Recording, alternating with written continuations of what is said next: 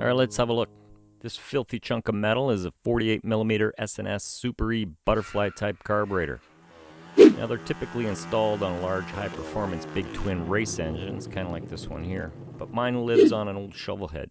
It's a project bike I've been working on for a while. It used to look like this.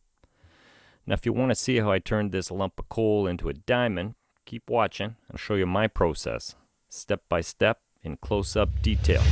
Okay, first thing, grab your carb, wipe it down, get rid of all the blood, the oil, the bone fragments, anything that might link you to the scene of a crime. Then go for that throttle cable guide, pull that off, one screw. Now the idle mixture screw, spin that out, it's on the table. This thing here is an enrichment device. It's not a choke. That's what it looks like. Just pull that out. And the float bowl drain plug spins out pretty easy, and you'll notice here it exposes the main jet. That's handy to know. Now to crack this egg, you'll need to remove 4 screws. 1, 2, 3. They're short. And then this long one right here. Pull that out. Done. And slowly take it apart. And I started with the bottom half. And then this injector nozzle O-ring comes off pretty easy. And then 1 screw removes the whole float bowl assembly. You got that float pin and the float needle. Easy to get out. Now the float needle seat. Just spin that guy out. You're done. Now this interesting little guy, this injector cap here, yeah, you don't want that to happen. Rewind, do it under control. It's all spring loaded, take that guy out. And then there's these 2 little check valves, couple ball bearings, and this really tiny spring here. And the diaphragm, that's all mucky on this one, and that's why we're doing this. Look at this crud. And then the couple O-rings, pull them off. Next, just pull out that float bowl gasket, spin out the emulsion tube. And then you got this main jet, you can still spin that out. And while you got your driver in your hand, get at that pilot jet. That thing comes out pretty easy. Then we got this drive mechanism for the pump. Pull that out, it's just a rod. Now in the throttle mechanism here, you just got 1 nut, a lock washer, and this, what is that thing? It's a pump actuator. So get that off, get the nylon washer, pull the screw out, then you got the throttle plate. Pull that out, and you can slide out the whole assembly.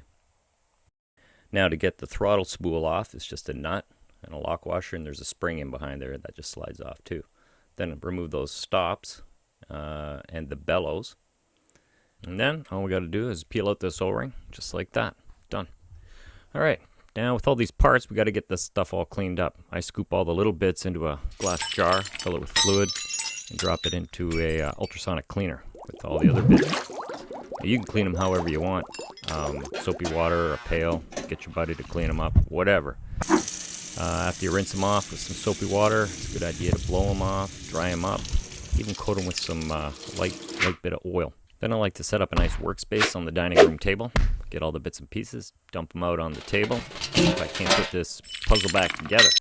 Making sure, of course, to use the Master Rebuild Kit that I sent away for, number 112923. Pretty much gives you everything you're going to need. Springs, washers, ball bearings, everything. It's right there. I mean, you could put the old stuff in, but why would you? Okay, next is the throttle spool. Stick it on the throttle shaft. A little bit of Loctite, a lock nut, bolt her down. And check that orientation. Grab the spring, stick it in just so, lube up that shaft, and stick it through the body of the carb just like that, and lock down those springs as shown. Prove that it snaps shut. Good to go. All right, slide in the nylon washer, the actuator arm, the actuator spring, the actuator lever, a little bit of Loctite, a lock washer, a nut, tighten it down, and there you go. Should look something like that. All right, now when you grab the throttle plate, take a close look at the edges of that. It's beveled. Top side is beveled in, bottom's beveled out. They must align as shown. Just throw it into the throttle shaft. Use the Torx heads that comes with it. I think it's a number 15. Apply a little bit of Loctite and screw those babies in.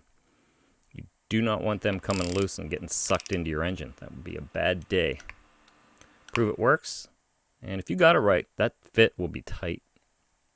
Next, pilot jet. Just angle that guy in, screw it in, you're good to go. After that, the emulsion tube. It's an easy fit. Nice and tight. Grab your main jet, slide that in, tighten it down.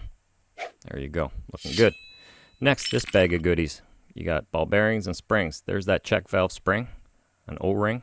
Drop them in, drop in the ball bearings, and then grab that diaphragm. You'll see it has a high ridge up, and then the spring. Now in the cap, that ridge fits into that cap. All right, tighten it down.